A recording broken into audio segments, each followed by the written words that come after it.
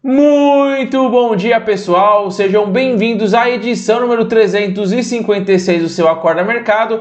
Para você começar a sua sexta-feira, sim, ela demorou, mas ela chegou muito bem informado. Então, bora para as notícias. Ontem o Ibovespa caiu 0,87% e chegou aos 115.662 pontos. O giro financeiro foi de 21,2 bilhões de reais, um volume baixo considerado com a média. Deve aumentar esse volume na segunda, porque é vencimento de opções. Sempre na terceira segunda-feira de cada mês, vence as opções.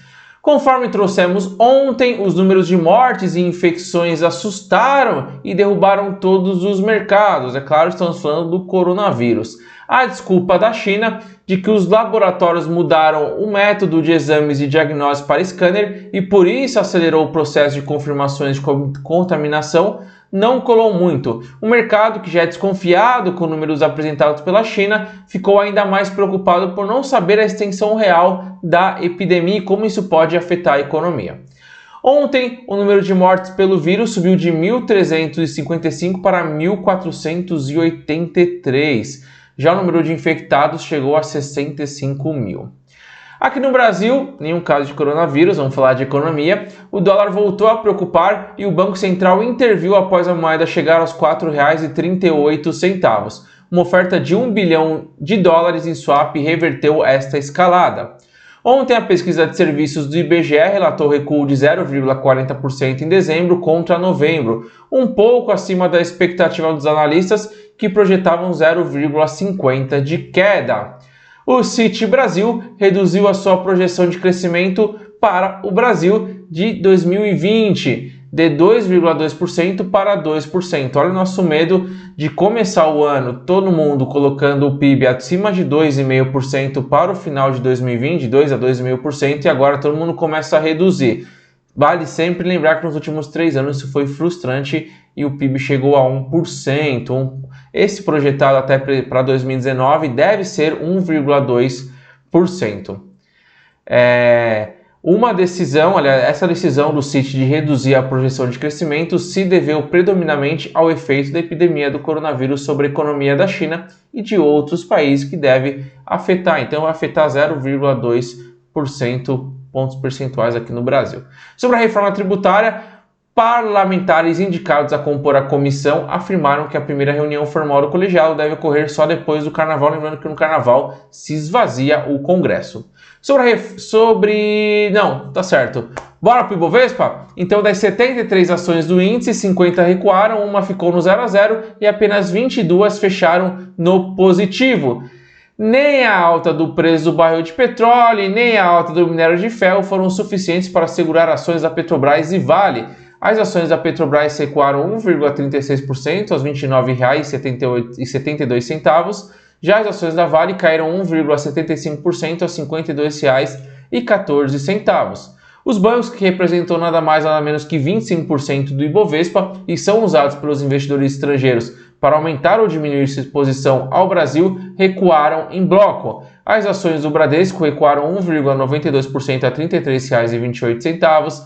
As ações do Itaú recuaram 1,55% a R$ 34,39. As ações do Santander Brasil recuaram 1,94% a R$ 41,85. E as ações do Banco do Brasil caíram 1,55% a R$ 50,82. E falando de Banco do Brasil, ontem o banco divulgou o seu resultado. O lucro líquido ajustado foi de 4,6 bilhões de reais no quarto trimestre, um resultado 20,3% superior ao mesmo período lá de 2018. O resultado ficou levemente acima do esperado. No ano, o lucro líquido ajustado foi de 17,8 bilhões de reais, um crescimento de 32,1%. O banco vem se tornando cada vez mais eficiente. E mesmo com esse forte resultado, as ações caíram e vêm sendo negociadas com grande desconto em relação aos bancos privados.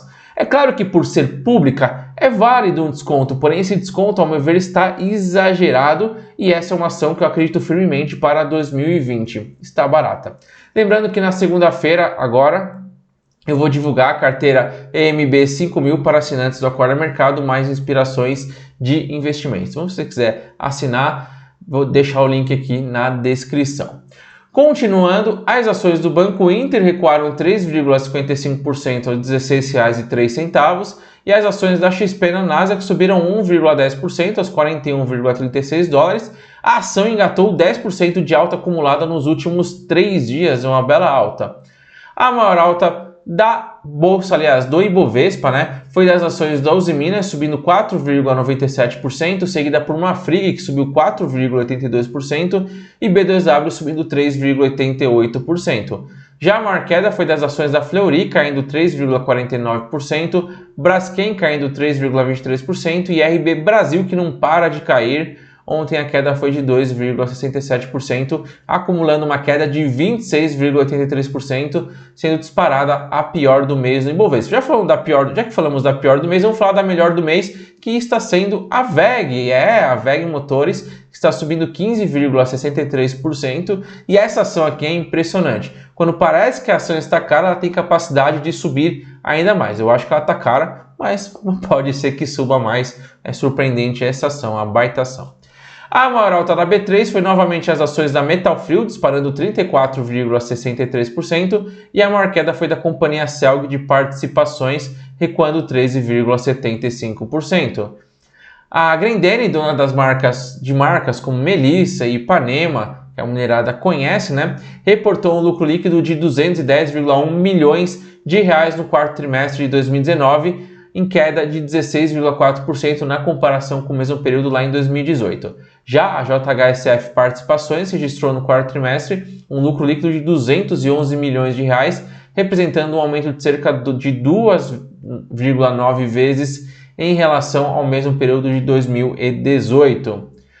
E falando de câmbio, falando em dólar, após a intervenção inesperada do Banco Central, o dólar comercial inverteu a direção de alta na abertura e fechou com uma queda de 0,38%. O swap funcionou, fechando a R$ 4,33. Enquanto o euro recuou 0,47% aos R$ 4,71. A última vez que o Banco Central interviu assim na economia foi justamente um dia depois de Paulo Guedes falar para nos acostumarmos com o dólar em alta. Dessa vez, Paulo Guedes falou também, ele reafirmou que o câmbio desvalorizado é algo positivo para a economia e para as contas do governo, não está muito preocupado com esse dólar em alta. E embora o governo e o Banco Central tenham mostrado pouca preocupação com a valorização recente do dólar ante o real, a operação de swap cambial feito pelo Banco Central na manhã de ontem fez com que os juros futuros se mantivessem em alta com uma recomposição de prêmio de risco em toda a curva a termo, ou seja, recomposição de prêmio de risco. Estou falando que as taxas aumentaram. Com isso, o DI de janeiro de 2021 subiu de 4,22% para 4,26%, enquanto o DI de janeiro de 2025 subiu de 6,04% para 6,08%. Já as taxas dos títulos públicos federais fecharam em sua grande maioria em alta, pressionados pela alta dos juros lá na curva a termo, como a gente já falou. Destaque para a NTNB 2055, que subiu de IPCA mais 3,37% para IPCA mais 3,38%, e também para a NTNF 2031, que subiu de 6,58% para 6,61%. Agenda cheia por aqui no Brasil, sexta-feira cheia. Teremos o IGP-10 às 8 horas, o IBC-BR, que é considerado a prévia do PIB às 9 horas, disparado um dos índices mais importantes para a gente acompanhar. E no mesmo horário do IBC-BR vamos ter os dados de empregos da PNAD contínua do IBGE. No calendário de balanço teremos Usiminas e BTG antes do pregão e Cosan após o pregão. Nos Estados Unidos, as bolsas encerraram uma sequência de 3 dias no positivo por conta da preocupação com o coronavírus. Aliás, sendo mais específico, Nasdaq e S&P 500 3 dias consecutivos, Dow Jones 2 dias consecutivos.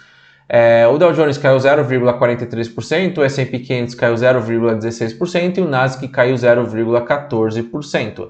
Os setores que mais se valorizaram na sessão foram os considerados defensivos, como o de serviço e utilidade pública, que subiu 1,02%, e o imobiliário, que subiu 0,50%. Os piores desempenhos setoriais foram do segmento da indústria, com 0,69% de queda, e de saúde, com 0,54% de queda. A Cisco recuou 5,23% depois de ter anunciado que as incertezas econômicas provocaram uma redução no investimento em tecnologia, prejudicando o crescimento de vendas, e a Kraft Heinz cedeu 7,56%. Kraft Heinz, cedeu 7,56% após frustrar as estimativas de vendas. Indo para as Treasuries, as taxas subiram levemente no longo prazo. A T-Note para 10 anos subiu de 1,58% para 1,60% e a T-Bond para 30 anos subiu de 2,04% para 2,05%, muito levemente mesmo. Na agenda norte-americana, também uma agenda cheia por lá, dados de vendas no varejo às 10h30, dados de produção industrial às 11h15 e às 12 horas a leitura preliminar de fevereiro do sentimento do consumidor. O retorno do medo do coronavírus ao radar fez a maioria dos índices europeus fecharem no vermelho também. Frankfurt caiu 0,03%, Londres caiu 1,09%, Paris caiu 0,19%, Milão subiu 0,12% e Madrid caiu 0,31%. Na Ásia, após a queda de ontem nas bolsas, com o susto do aumento dos casos de coronavírus, hoje elas estão operando em alta, com exceção do Japão. A bolsa de Tóquio está recuando 0,59%, porém Hong Kong está subindo 0,34%, Xangai subindo 0,38% e Seul subindo 0,48%. Os contratos futuros do petróleo fecharam em alta ontem novamente, mesmo com a preocupação com o vírus, que derrubaria os preços. Mas o preço do petróleo, a commodity de petróleo caiu tanto que não tem muito espaço para continuar com essas quedas. Mesmo com a notícia ruim do coronavírus, ele conseguiu se manter em alta. O WTI subiu 0,48% aos 51,42 dólares, enquanto o Brent subiu 0,98%, fechando aos 56,34 dólares.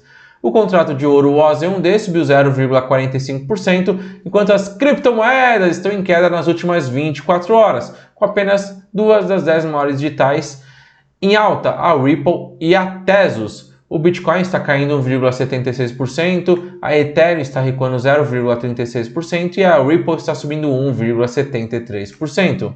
O IFIX subiu 0,17% e a maior alta foi do fundo de investimento imobiliário XP Industrial, novamente pelo segundo dia consecutivo, subindo 4,97%, enquanto a maior queda foi do fundo de investimento imobiliário BB Progressivo, caindo 2,25%.